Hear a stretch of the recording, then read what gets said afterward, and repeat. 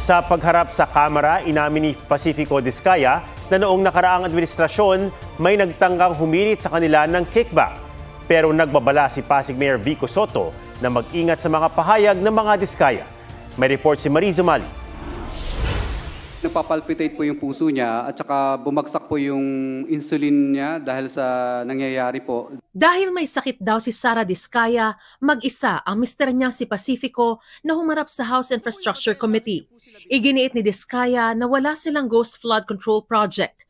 Hindi raw kanila ang Ghost Flood Control Project na itinuturong hinawakan nila.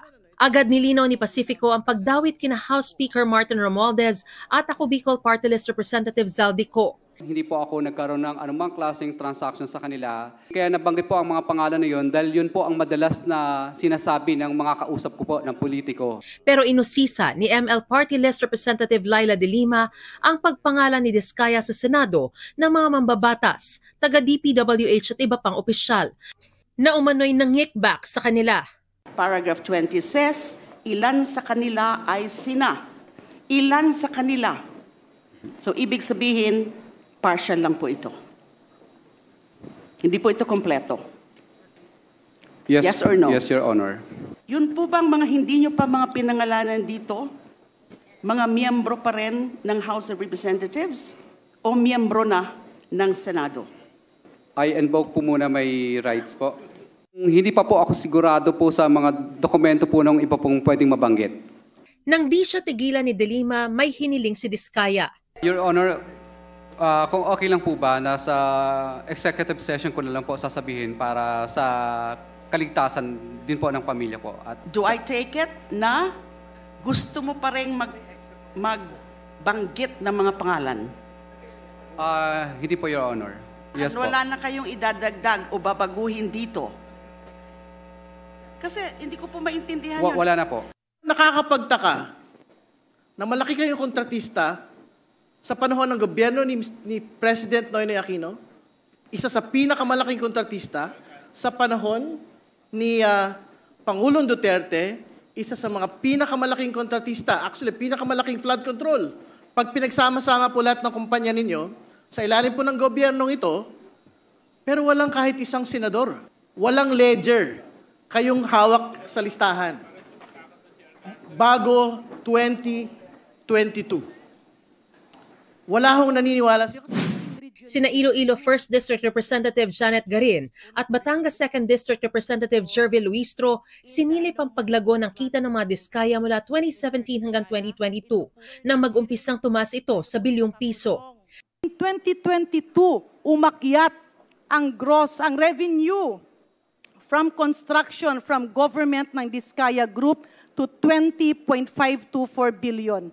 This only shows, Mr. Diskaya, that the revenue that you are generating during the former administration, 2016 to 2022, is bigger than the revenue that you are generating under the current administration.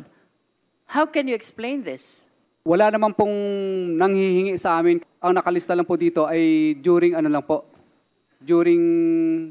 ito lang po, sa 2022 lang po. Dahil ang naging topic lang naman po dito is about sa unprogrammed flood control projects po. Are you saying na yung pagbibigay mo ng pera sa DPWH at sa mga lawmakers happened only during the current administration and did not happen during the previous administration? Wala pong ganun pong nanghihingi sa amin. If he is claiming na yung mga pinangalanan niya na mambabatas at DPWH officials ay nanghihingi, what makes the situation during the past administration different? Bakit ayaw niyang pangalanan? During the past administration, he is the top 1 contractor. Nagkaroon ba ng selective amnesia si Mr. Diskaya? Kalaunan, isiniwalat ni Diskaya na may nagtangka umanong mangikback sa kanila pero hindi raw sila bumigay. Region 4A po noon, mga regional director naman po noon. O kaya hindi ka na pangalan? Director Samson Hebra po. Humihingi ng pera sa inyo? May inuutusan lang po siya. Wala pang pahayag si dating DPWH Calabarzon Regional Director Samson Hebra. Sabi ni Diskaya, ang isinama lang niyang mga pangalan sa kanyang sworn affidavit ay yung nabigyan talaga. Yung po ba nga nangihingi sa inyo ng mga nakarang administrasyon, yung panahon ni Pangulong Duterte, panahon ni Pangulong Aquino, panahon ni Pangulong Arroyo, nag-attempt silang humingi, di po ba? Yes, Your Honor. Kayo po ba ay nagbigay sa kanila? Your Honor, hindi po. Tanong tuloy ng ilang mambabatas, ano bang pagkakaiba sa kasalukuyan at nakaraang mga administrasyon at bumigay ngayon ang mga Diskaya? Sinagot ni Diskaya ang 3-strike policy ng DPWH na kapag 3 beses na nagka-violation ng contractor sa 1 taon, disqualified na itong mag-bid. Dati po kasi, nung mga nakaraang 3 administrasyon, unlimited po ang pagsali sa bidding. Kahit ma-disqualified ka ng 100 ulit, wala pong tinatawag na 3-strike policy. Pero sabi ng DPWH, dati nang may 3-strike policy. Hindi po ito bago? Tama Hindi ba? po ito bago po. Okay lang pa ito. Probably 2003 or... Hindi po ito 2022. Hindi po. Tinangkaraw ni Diskaya na magsumbong kay dating DPWH Secretary Manuel Bonoan tungkol sa mga nanghihingi ng kickback pero di raw siya pinansin.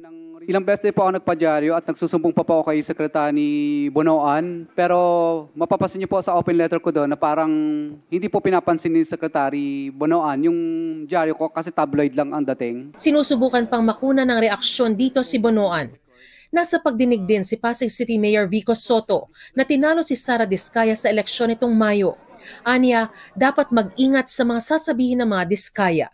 Ang sinungaling ay asawa ng magnanakaw. Very glaring na kasinungalingan ay yung kahapon po sa statement, sa sworn statement po nila, ay na 2 to 3% lang daw ang kinikita nila sa bawat kontrata. These are people who are really capable of lying without batting an eyelash. Mariz Umali nagbabalita para sa GMA Integrated News.